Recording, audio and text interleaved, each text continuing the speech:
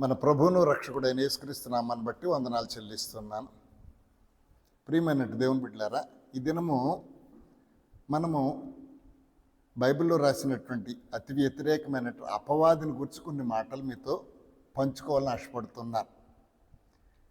వాడు ఎలాంటి వాడు, ఎప్పటి నుంచి ఉన్నాడు, ఎక్కడి నుంచి వచ్చాడు, అసలు ఎందుకు అలాగ అపవాదిగా మారాడు, అసలు ఆయన పుట్టుపూర్వోత్తరాలు ఏంటి, కొంచెం మీతో బైబిల్లో నుంచి కొన్ని మాటలు మీతో ధ్యానం చేయాలని ఆశపడుతున్నా. ఇప్పుడు ప్రస్తుతం అపవాది ఏం చేస్తూ ఉన్నాడు, ఆ మాటలు చూసినట్లయితే 1 పేతురు పత్రిక 5వ అధ్యాయం 8వ వచనం మనం చూసుకున్నట్లయితే, మీ విరోధి అయిన అపవాది గర్జించు సింహం వలె ఎవరిని మృంగుదుమా అని వెదకుచు తిరుగుతూ ఉన్నాడు. ఏంటంటే వాడి తాలూకు పని ఏంటట, ఎవరిని మింగుదామా అంటే ఎవరిని దేవుని సన్నిధికి దూరం చేద్దామా అని ఆలోచన చేస్తూ మనకు అనేక రకాలైనటువంటి ఇరుకులు ఇక్కట్లు పెడుతూ ఉంటాడు.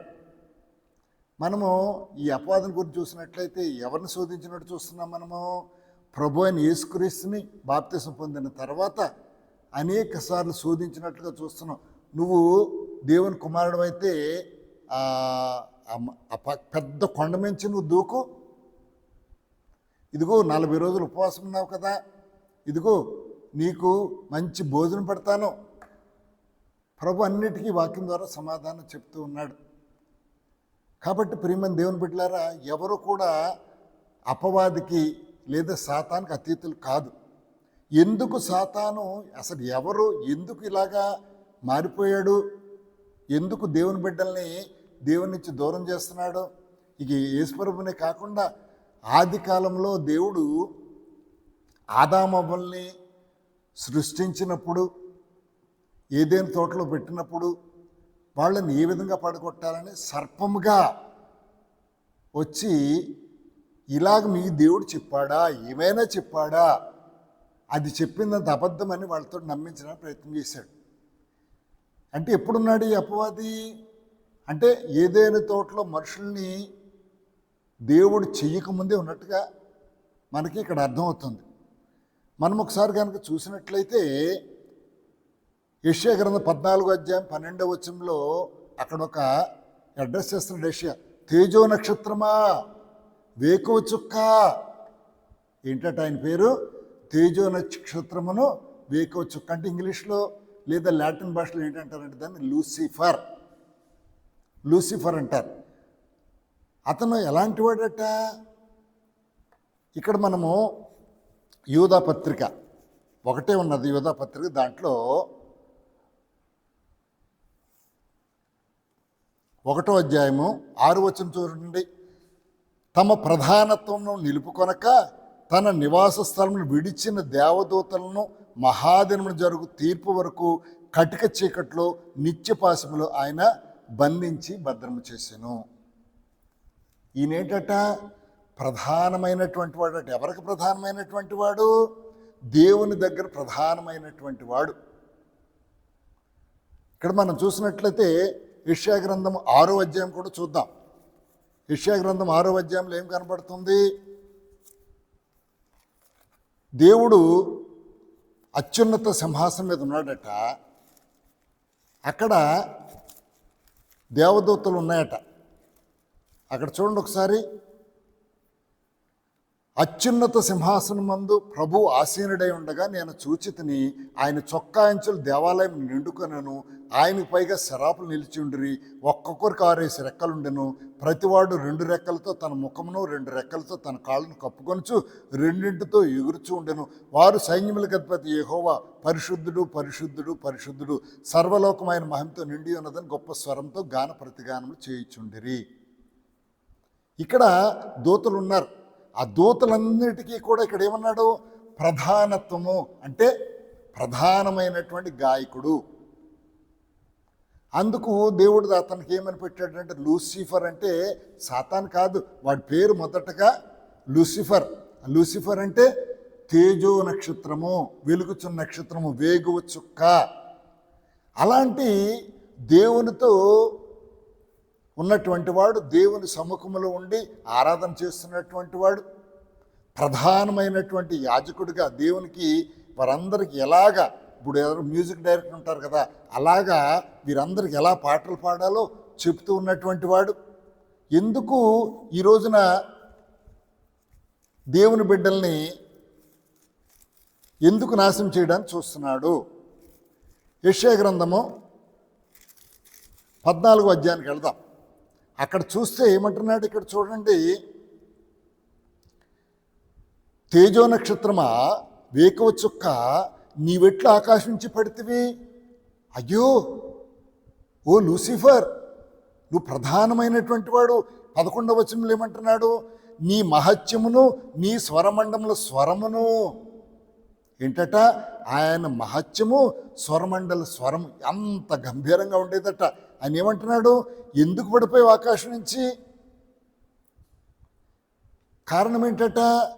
ఆయన ఒకటి అనుకున్నాడట, లూసిఫర్ ఏమనుకున్నాడట, నేను ఆకాశంకి ఎక్కిపోయేదను, దేవుని నక్షత్రం పైగా నా సింహాసనం హెచ్చింతును, ఉత్తర దిక్కునున్న సభాపర్వతం మీద కూర్చుందును, మేఘమండలం మీదకి ఎక్కుదును, మహోన్నతునిగా సమానము చేసుకుందును అని మనసులో అనుకుంటివి. ఏమనుకున్నాడండి? మనసులో అనుకున్నాడట. నేను ఇంతగా ఆరాధిస్తుంటేనే కదా దేవుడు అంత గొప్పవాడిగా కనిపిస్తున్నాడు, కాబట్టి నేను ఆయనతో ఎందుకు సమానంగా చేసుకోకూడదు? ఆ దేవుని నక్షత్రాలు పైగా నా సింహాసనం ఎందుకు వచ్చుకోకూడదు? ఆ సభాపర్వతం మీద నేను ఎందుకు కూర్చోకూడదు? మేఘమండలం నేను ఎందుకు ఎక్కువకూడదు అని అనుకున్నాడు. అంతే, దేవుడు ఏం చేసేసాడట, యోధాపత్రిక మొదటి అధ్యాయం 6వ వచనం ఒకసారి మళ్ళీ చూద్దాం. ఒకసారి యోధాపత్రిక మనం చాలా ధ్యానం చేయవలసినటువంటి విషయాలు అన్నమాట. తమ ప్రధానత్వం నిలుపుకొనక తన నివాస స్థలమును విడిచిన దేవదూతలను మహాదినమున జరుగు తీర్పు వరకు కటిక చీకటిలో నిత్యపాసములు ఆయన బంధించి భద్రము చేసెను. కానీ వీడికి ఉన్నటువంటి శక్తిని బట్టి దేవుడికి అతని మీద ఉన్నటువంటి మొదటి మీద ఉన్నటువంటి మమకారాన్ని బట్టి దేవుడు కొంచెంగా వదిలేశాడు. వాడు ఏం చేస్తుంటాడట, భూమి మీద అటు ఇటు తిరుగుతూ ఉంటాడట. యోబు గ్రంథంలోకి వెళ్తే ఏమన్నది అక్కడ? యోబు గ్రంథంలో ఒకసారి ఆ మాట కూడా చూడండి. యోబు గ్రంథంలో ఒక దినమున ఏమన్నది అక్కడ? ఒకసారి చూడండి. యోబు గ్రంథము మొదటి అధ్యాయంలో చూడండి, 7వ వచనం చూడండి, 6వ వచనం చూడండి. దేవదూతలు యెహోవా సన్నిధి నిల్చుటకి వచ్చిన దినమొకటి తటస్థించెను. ఆ దినమున అపవాది వాడు వారితో కలిసి వచ్చాను. ఎవరితో కలిసి వచ్చాడు? దేవదూతలతో కూడా కలిసి వచ్చాడట. దేవుడు అడుగుతున్నాడు, ఎక్కడి నుంచి వచ్చావు నువ్వు అని అడిగితాడు. ఏమంటున్నాడు? భూమి మీద అటు ఇటు తిరుగులాడుచు అందులో సంచరిస్తున్నాను. ఇదిగో ప్రధానత్వాన్ని ఇచ్చాను, నువ్వు నిలుపుకోలేకపోయావు, పడిపోయావు. కానీ భూమి మీద నాకు ఒక ఆయన ఉన్నాడు తెలిసిన, నీలా పడిపోయేవాడు కాదు, అతని పేరు యోబు అని దేవుడు గొప్పగా చెప్తాడు. ఏమన్నాడు? అవునవును, నువ్వు చుట్టూ కంచేసావు కదా, అందుకని అలా ఉన్నాడు, ఒకసారి వదిలి చూడు అంటే వీడి ఉద్దేశం ఏంటట, దేవుని దగ్గర నుంచి దొంగిలిస్తుంటాడు. మనము దేవుని సన్నిధికి వెళ్లకుండా దేవుని దగ్గర కాకుండా చేస్తూ ఉంటాడు. ఎప్పుడున్నాడట? ప్రధానత్వం అంటే భూమండలము భూమి ఏర్పరచక మునిపే ప్రధాన దూతలు ఉన్నారు, గాయకులు ఉన్నారు, వాళ్ళు ప్రధానుడిగా ఉన్నాడు. ఎప్పుడైతే పడిపోయాడో దేవుడు కిందకు తోసేశాడు. కిందకు తోసేసి మొట్టమొదటిగా దేవుడు చేసిన మనుషుల మీదకి ముందు దాడి చేయడం మొదలుపెట్టాడు. దేవుడు మీకు ఏదైనా చెప్పాడా? అవునవును చెప్పాడు, అన్నీ తినండి కానీ ఓ పండు తినొద్దన్నాడు. ఊరికి అలాగే చెప్తాడు, తింటే మీరు ఏమైపోతారంటే దేవదూతల్లాగా అయిపోతారు, అందుకే తినొద్దన్నాడు. చెప్పుడు మాటలు వినేశారు మనుషులు, అంతే ఆ పండు తినేశారు, దేవుని నుంచి దూరం అయిపోయారు. కాబట్టి ప్రియమైన దేవుని బిడ్డలారా, వీడు మనల్ని చెడగొట్టడానికి, నిన్నటి దినం ఆదివారం కదా, నిన్న ఆదివారము ఏమైంది, చర్చి మొదలయ్యేటప్పుడు చినుకులు మొదలైంది. అసలే మనం ఎలా ఉంటుందంటే ఎంత సమయం దొరుకుతుందో దేవుని మందిరం మానేద్దామని చూస్తాడు. ఈ అపవాదిగాడు ఏం చేస్తాడు, వర్షాన్ని కొంచెం పంపిస్తాడు, లేదా చర్చికి వెళ్ళే ముందు చుట్టాలు రావడం, లేకపోతే ఏదో అనారోగ్యం, ఇవన్నీ చేస్తాడు. అందుకని పౌలు అపవాది తంత్రములు మనము ఎరుగని వారము కాదు కదా, వాడు తెలుసు, వాడు ఒకటే మనల్ని ఏం చేయగలడట, దేవుని నుంచి దూరం చేయగలడు. మన ఆది కాండంలో చూస్తే వాళ్ళిద్దరూ తప్పిపోయిన తర్వాత వాళ్ళతో ఏమైనా ఉన్నాడా, లేడు. వాడి పని ఏంటట, దేవుని సన్నిధిని తప్పించడం, తర్వాత ఇంకోటి ఎత్తుకోవడం, భూమి మీద అలా తిరుగుతూ ఉంటాడట. వాడి పేరే ప్రకటన గ్రంథంలో రాశాడు, మహాఘట సర్పము. కాబట్టి ప్రియమైన దేవుని బిడ్డలారా, ఇక్కడ దేవుని సన్నిధిలో ప్రధానత్వాన్ని నిలుపుకోలేక పడిపోయినటువంటి వాడు. ఈ రోజున మరి నువ్వు కూడా మంచి ప్రార్థన పర్రాలువేమో, మంచి ఆరాధన పర్రాలువేమో, మంచి గాయకుడివేమో, లేదు దేవుని వాక్యాన్ని బాగా ప్రకటించగలిగినటువంటి వాడువేమో. ఈరోజు సాతాను నీ చుట్టూ తిరుగుతున్నాడు, గుర్తుపెట్టుకో. నీకు తలకెక్కిపోయేటట్టు చేస్తాడు. అప్పుడు అనుకుంటా, నేను లేకపోతే అయ్యగారు ఏం పాటలు పాడతారు, నేను లేకపోతే ప్రార్థన ఎవరు చేస్తారు, ఇలాగ అనుకుంటున్నామేమో. అలాంటిదే కల్పిస్తాడు వీడు.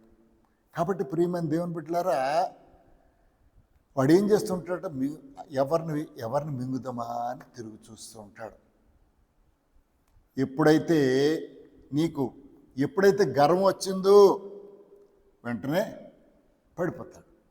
మనము దానియేలు గ్రంథంలో ఒక ఆయన చూస్తున్నాం, నెబుకద్నెజరు. దేవుడంటే అన్యుడే కానీ దేవుడంటే చాలా భయభక్తులు కలిగి ఉన్నాడు, ఇంతటి దేవుడు ఎక్కడ లేడని సాక్ష్యం ఇచ్చాడు. అలాంటి వాడు ఒకసారి నగరం, అబ్బా ఈ నగర కట్టించింది నేనే కదా అని అనుకున్నాడట. ఏమైపోయిందట, వెంటనే వచ్చేసింది, చేతిరాత రాసేసింది, మెనే టెకెల్ ఫార్సిస్, మొత్తం ఈ రాజ్యం అంతా నీ నుంచి తీసి పడేస్తాను. ఈరోజు మనం జ్ఞాపకం చేసుకుందాం. నువ్వు మందిరంలో ప్రధానుడిగా ఉన్నావేమో, లేదు సువార్త చెప్పడంలో ప్రధానుడిగా ఉన్నావేమో, అనేకులకు దాతృత్వం కలిగినటువంటి వాడిగా ఉన్నావేమో. ఎప్పుడు కూడా హెచ్చించుకోవద్దు. దేవుని వాక్యం అందుకంటున్నాడు, ఏమని అంటున్నాడు, తను తాను హెచ్చించుకునేవాడు తగ్గించబడును, తను తాను తగ్గించుకునేవాడు హెచ్చబడు. ఎప్పుడైతే మనము ఒదిగి ఉంటామో, మనం చూస్తున్నాం దేవదూతలైన మిఖాయేలు, గాబ్రియేలు, దేవుడు వారికి కనిపించినప్పుడు మనుషులు వాళ్ళకి దండం పెడుతున్నారు. దానియేలు గ్రంథంలో, యెహెజ్కేలు గ్రంథంలో చూస్తే దేవదూతలు వచ్చినప్పుడు కాళ్ళ మీద పడుతుంటే, అమ్మో కాళ్ళ మీద పడ్డాను, నేను అంతటి వాడిని కాదు, దేవుడు అంతటి వాడిని కాదు, నేను కూడా నీలాంటి వాడినే, కాబట్టి నాకు నమస్కారం చేయొద్దు. ఎవరికి నమస్కారం చేయాలి? ఆయనకు మాత్రమే. అత్యున్నత సింహాసనం మీద ఆసీనుడైనటువంటి దేవునికి మాత్రమే మనము చెయ్యాలి. కాబట్టి ప్రియమైన దేవుని బిడ్డలారా, ఈ రోజున మనము ఈ సాతాను గురించి, అక్కడ మనకు ఎలా ఆది కాండంలో ఎలా కనిపించింది, కుయుక్తి కలిగినటువంటి సర్పంలా కనిపించింది. ప్రకటన గ్రంథంలో ఏముంటుంది, ఆ మహాఘట సర్పం అని రాశాడు. అది తీర్పు వరకు అలాగే ఉంచాడు, కానీ దానికి ఒక పర్మిషన్ ఉంది. నువ్వు అనుమతిస్తే అని దేవుణ్ణి అడుగుతున్నాడు వాడు కూడా. ఇప్పుడు మనకి ఏదైనా శ్రమలు వస్తున్నాయనుకోండి, ఖచ్చితంగా దేవుడు అనుమతిస్తేనే కానీ సాతాను ఏమీ చేయలేడు. ఆడు ఊరికే ఉడత బెదిరించినట్లుగా బెదిరిస్తూ ఉంటాడు. మనం గనక కుక్క కూడా మనం చూసి అరుస్తూ ఉంటుంది, మనం ఒకసారి కర్ర తీసుకుని రాయి తీసుకుని ఇలా అన్నాం అనుకోండి, పారిపోతుంది. సాతాను గారు కూడా అందుకే అన్నాడు, ఏమన్నాడు మనకు పౌలు గారు ఏమన్నారు, సాతాను శీఘ్రంగా మీ కాళ్ళ కింద అనగదొక్కండి. వాడిని చూసి భయపడద్దు. వాడు ఇలాగే బెదిరింపులు బెదిరిస్తూ ఉంటాడు, ఏమీ చేయలేడు. దేవుడు మన మరణానికైతే అప్పగించడు. కొన్ని ఇస్తాడు పర్మిషన్స్, అనారోగ్యమో, ఇరుకులో, చిక్కులో, చికాకులో, ఇక్కట్లు, వాటన్నిటికీ దేవుడు అనుమతిస్తాడు. కానీ ప్రాణాన్ని మాత్రం ముట్టుకోనివ్వడు. అది గుర్తుపెట్టుకుని, ఏమో మనం పొరపాటున ఎప్పుడైనా మందిరంలో కానీ మరొక చోట్ల కానీ మనము తేజో నక్షత్రంలో వెలిగిపోతున్నామేమో.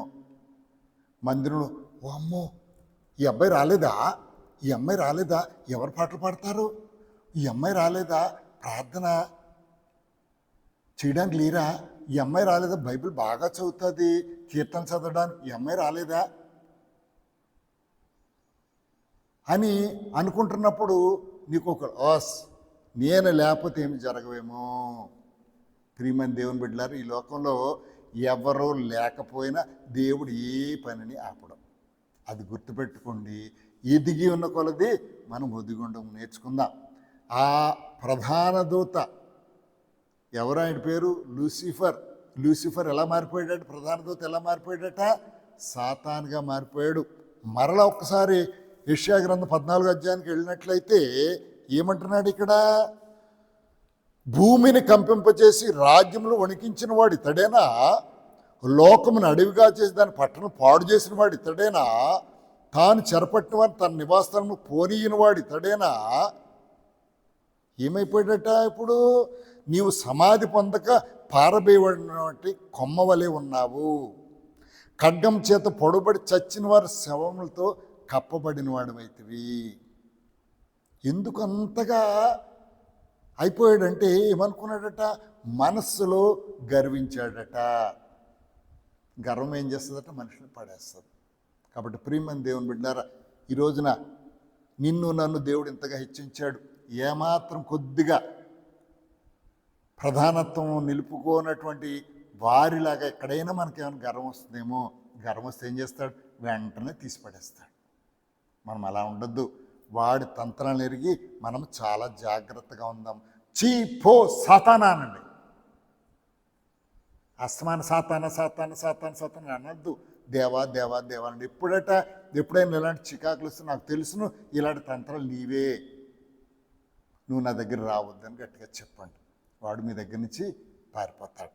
ఈ మాటలు తెలుసుకున్నట్లయితే దేవుని సన్నిధిని విడవకుండా, ప్రభు దగ్గర మనం గర్వం పెంచుకోకుండా అణిగి ఒణిగి దేవుని సన్నిధిలో ఉన్నట్లయితే దేవుడు నిత్యంగా నన్ను నిత్యమైనటువంటి దారిలో నడిపిస్తాడు. ఈ మాటలు దేవుడు దీవించిన గాక.